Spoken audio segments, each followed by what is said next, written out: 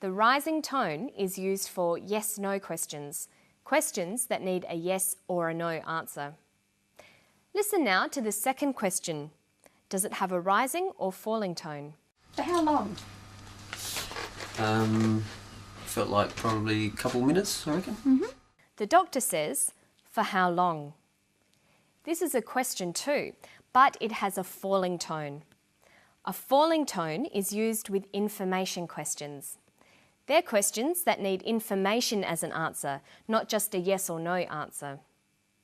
The man answers with a statement. A couple of minutes, I reckon. This takes a falling tone. In English, statements usually end in a falling tone. The falling tone at the end tells the listener that the statement is finished. Listen to the intonation used to give instructions. So I want you to start here. I want you to go as quickly and accurately as you can until I tell you to stop. Did you hear the falling tone at the end? She said, until I tell you to stop. This tells the listener that this is the end of the instruction. So let's look at when to use rising and falling tones again. A rising tone is used at the end of yes-no questions and a falling tone at the end of information questions. Falling intonation is also used with statements. These are very general rules, but they can help you to work out what you as a listener are expected to say and can help you as a speaker to convey your meaning. Now let's look at one last example of intonation. Listen to what happens when we have a list in a sentence. Here's a very complicated list. Some subjective tests of alertness, fatigue, vigour, and also some cognitive performance tasks, some which are pencil and paper and some that are done on the computer, and also an objective measure of alertness, which is how long it takes someone to fall asleep. So she uses a variety of intonation.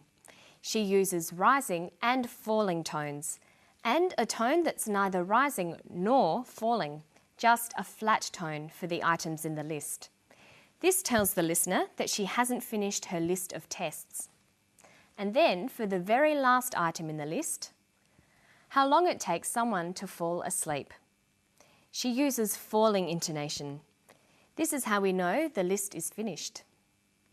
We generally use falling intonation for the last item in a list.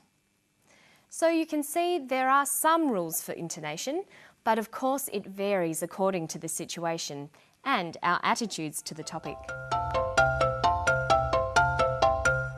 Okay, so when we're talking, we use intonation, pauses and body language to convey meaning. But what about when we're writing? Well, we need to use punctuation. Let's start with one of the most common but difficult punctuation items, the comma. Commas are used to help readers understand the exact meaning of a sentence.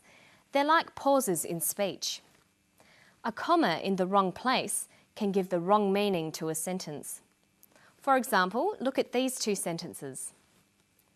Stop, Jane. Stop, Jane. In the first sentence, the comma shows where there is a pause in speech. Stop, comma, Jane. And this tells us that the speaker wants Jane to stop.